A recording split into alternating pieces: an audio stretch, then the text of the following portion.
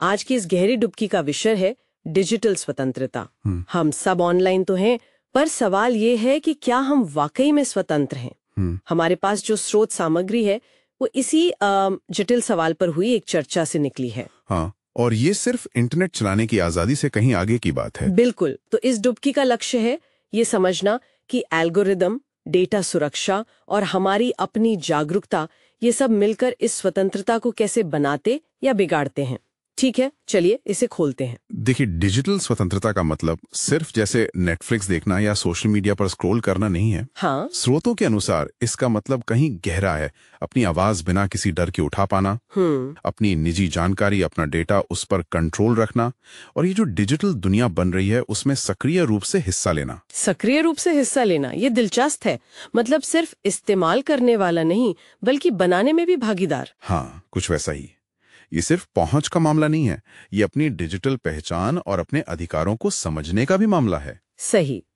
लेकिन स्रोत ये भी साफ करते हैं कि पहली और शायद सबसे बड़ी बाधा वो तो बुनियादी पहुंच ही है ना? हाँ, वो तो है ही। जैसे एक रिपोर्ट मैंने देखी, वो बताती है कि भारत के कई ग्रामीण इलाकों में आज भी मतलब भरोसेमंद इंटरनेट कनेक्शन मिलना ही एक बड़ी चुनौती है, शहरों के मुकाबले। हाँ, ये डिजिटल डिवाइड, ये शब्द हम सुनते हैं पर ये बहुत वास्तविक है। अच्छी स्पीड वाला इंटरनेट चाहिए, फिर स्मार्टफोन या लैपटॉप जैसा डिवाइस भी चाहिए, और फिर उसे इस्तेमाल करने का हुनर भी तो चाहिए, डिजिटल साक्षरता जिसे कहते हैं। बिल्कुल, ये सब बड़ी रुकावटें हैं। खासतौर पर सोचिए कम आय वाले परिवारों के लिए या फिर बुजुर्गों के लिए। और स्रोतों में विकलांग व्यक्तियों का भी जिक्र है। उनके लिए डिजिटल बाधाएं बहुत ज्यादा हैं।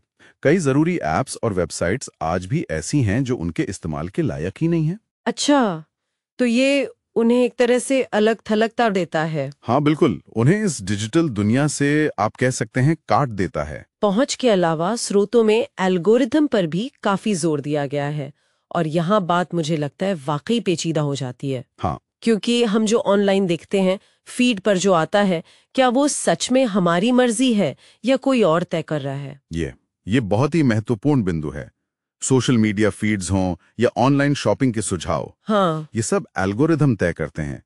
ये सिस्टम हमारे हर क्लिक, हर लाइक, हम क्या सर्च कर रहे हैं, यहां तक कि हम किस पोस्ट पर कितनी देर रुकें, इस सारे डेटा का विश्लेषण करते हैं और इसी आधार पर वो तय करते हैं कि हमें आगे क्या दिखाना है।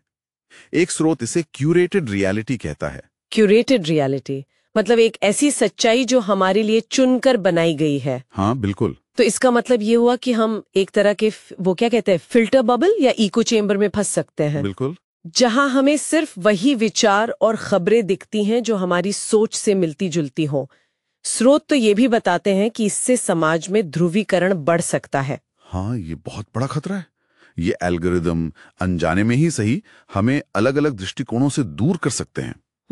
और फिर हमें लगने लगता है कि बस हमारी सोच ही सही है, क्योंकि हमें उसके उलट कुछ दिखता ही नहीं। जानकारी का ये सीमित दायरा हमारी समझ को संकुचित कर सकता है। ये तो चिंता की बात है। तो क्या हम कुछ कर सकते हैं? क्या इन एल्गोरिदम्स पर हमारा कोई नियंत्रण है? स्रोत क्या कहते हैं इस पर? सिर्फ सेटिंग्स बदलने से कुछ होगा? देखिए, ज्यादातर प्लेटफॉर्म्स हमें कुछ प्राइवेसी सेटिंग्स बदलने का विकल्प तो देते हैं। हाँ, देते तो हैं। लेकिन स्रोतों का तर्क है कि असली नियंत्रण सिर्फ सेटिंग्स बदलने से नहीं आता, क्योंकि जो डिफॉल्ट सेटिंग होती है वो अक्सर कम प्राइवेसी वाली होती है। अच्छा।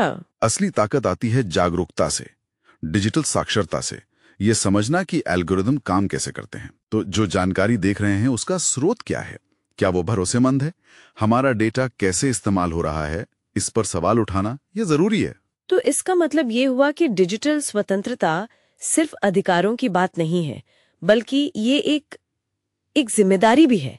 ये जानना कि हम क्या जानकारी ले रहे हैं और उसे कैसे इस्तेमाल कर रहे हैं। सही कहा, बिल्कुल। स्रोतों में इस बात पर जोर है कि डिजिटल स्वतंत्रता का सही इस्तेमाल करना बहुत जरूरी है। अच्छा। इसका मतलब है कि ऑनलाइन स्पेस में सम्मानजनक तरीके से पेश आना, गलत सूचना फैलाने से बचना। हाँ, ये आजकल बहुत बड़ी समस्या है। और अपनी और दूसरों की प्राइवेसी का सम्मान करना। जब हम ऐसा करते हैं तो ये सिर्फ हमें व्यक्तिगत रूप से सशक्त नहीं करता, बल्कि एक ज्यादा स्वस्थ और समावेशी डिजिटल समाज बनाने में भी मदद करता है। और ये जानना कि हमारा डेटा कैसे इस्तेमाल हो रहा है और उसके बारे में सवाल पूछना, ये भी इसी जिम्मेदारी का हिस्सा है। तो कुल मिलाकर देखें तो डिजिटल स्वतंत्रता एक पहेली जैसी है जिसके कई हिस्से हैं, जैसे इंटरनेट और डिवाइस तक पहुंच होना, डिजिटल स्किल्स होना, एल्गोरिदम्स की समझ होना, अपने डेटा पर नियंत्रण रख पाना और सबसे जरूरी एक जिम्मेदार डिजिटल नागरिक होने की चेतना। बिल्कुल। और अगर अब इसे थोड़ा और बड़े पैमाने पे देखें तो स्रोतों का इशारा ये भी है कि ये सिर्फ व्यक्तिगत लड़ाई नहीं है। अच्छा। हाँ, ये एक सामूहिक प्रयास है। मतलब ये सोचने वाली बात है कि तकनीक बनाने वाले, सरकारें और हम सब नागरिक मिलकर एक ऐसा डिजिटल माहौल कैसे बना सकते हैं जहां स्वतंत्रता सिर्फ कुछ लोगों का अधिकार ना हो, बल्कि सभी के लिए एक हकीकत हो। हाँ बिल्कुल, सभी के लिए एक हकीकत हो। और शायद यही आज का अंतिम विचार है जिसके साथ हम अपने श्रोताओं को छोड़ सकते हैं कि डिजिटल स्वतंत्रता सिर्फ अधिकारों का एक गुलदस्ता नहीं है, ये एक साझा बगीचा है। अच्छा कहा। जिसे हम सबको मिलकर सींचना होगा। और सवाल ये है कि हम सब मिलकर इस बगीचे को कैसा बनाना चाहते हैं, ज्यादा खुला, ज्यादा सुरक्षित या फिर ज्यादा बटा हुआ।